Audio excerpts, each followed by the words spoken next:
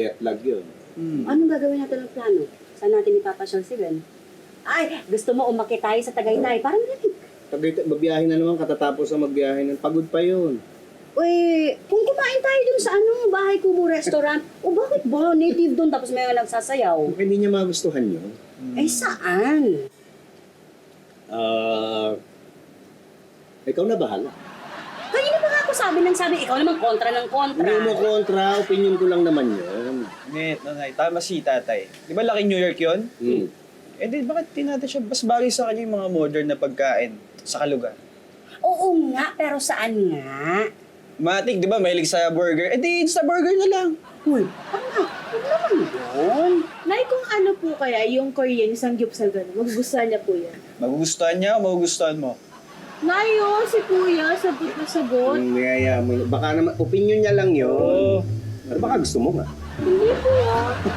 Slight lang. Ayun. Kailangan ko ng pera. Hindi nakakapagpadala si Didi. Ganun ba? Hindi ka ba makahiram dyan kay Berta? Dagdagan mo na lang tapos hati tayo. Naku, nagagalit na nga. Sinisingil nga ako. Wala naman akong maibigan. Naku, ganun ba? Naku, pasensya na, Mare. Hindi ko alam. Nakakahiya naman kasi kung hindi ko papayagan, hindi ba? Pero pasensya na.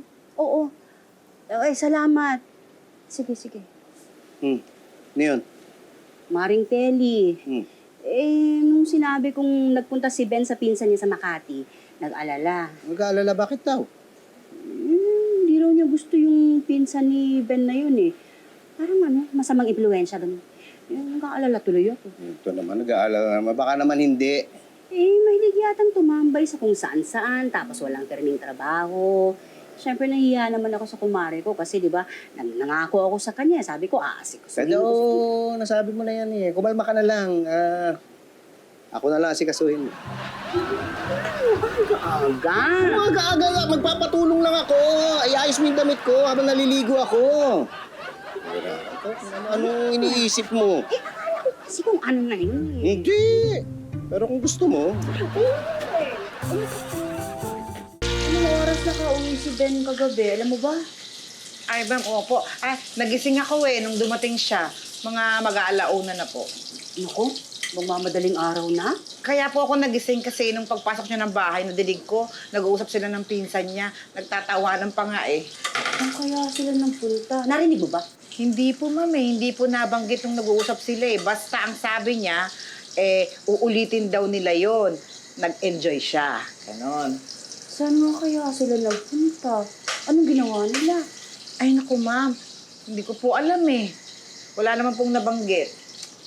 Baka kasi kung saan dinala ng pinsan niya Siyempre, nakakahiya doon sa kumare ko. Nangako pa naman ako na aasikasuhin ko. Opo nga, ma'am. Nabanggit niyo nga po yan.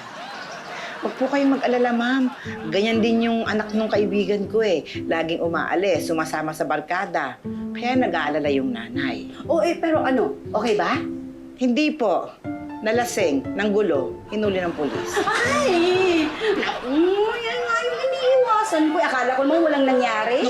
Sorry po. kahiyaan pa kayo sa longganisa. Huwag nyo na itira yan. Kainin nyo na yan. Ay, mamaya-maya po. Nag-uumaga na pala nung nakauwi si Ben. Talaga. Saan daw galing? Ay, ewan ko. Kwento lang ni baby. Hayaan mo na. Nag-i-enjoy yung tao Pabayaan mo na lang. Kaso nga, kasama niya yung pinsan niya. Ayaw nga yun ng kumare ko, hindi ba? Nag-iisip tuloy ako, baka mamaya kung saan makarating yung dalawang yun. Nahiya naman ako sa kumare ko kasi nangako ako, di ba, na aasikasuhin ko. Nay, ilang beses na sinabi yan Saka okay lang naman ito siguro kung nag-i-enjoy siya dito. Wala naman masama doon. Siyempre, nag-aalala pa rin ako. Nay, di po ba sabi na taga Makati daw po yung pinsan? Baka nakaabot sila sa Pobla. Saan? Sa poblasyon po, doon po yung gimikan ng mga kabataan. Yun, siguradong may inuman doon. Sa susunod na, samahan na natin ha, para hindi na siya sumama doon sa pinsan niya. Ang suggestion ko po, Nay, doon po natin siya samahan para cool. Sigurado po matutuwa siya doon. Ano? Isasama mo sila, di mag-i-enjoy sila doon. Ako ba pambata lang yung mga yun? Ano sinasabi mo? Matanda na kami ng nanay mo? Hindi po. Basta sa susunod tayo na sumama. Sige po. Akin to, di ba? Akin na yung Ako na una eh. Matapos ka na eh. Hindi pa ako tapos. Mechanic pa ako, di ba? Hindi. Huwag niyo pagagawan yan. Huwag niyo pagagawan yan. Para sa matatanda yan.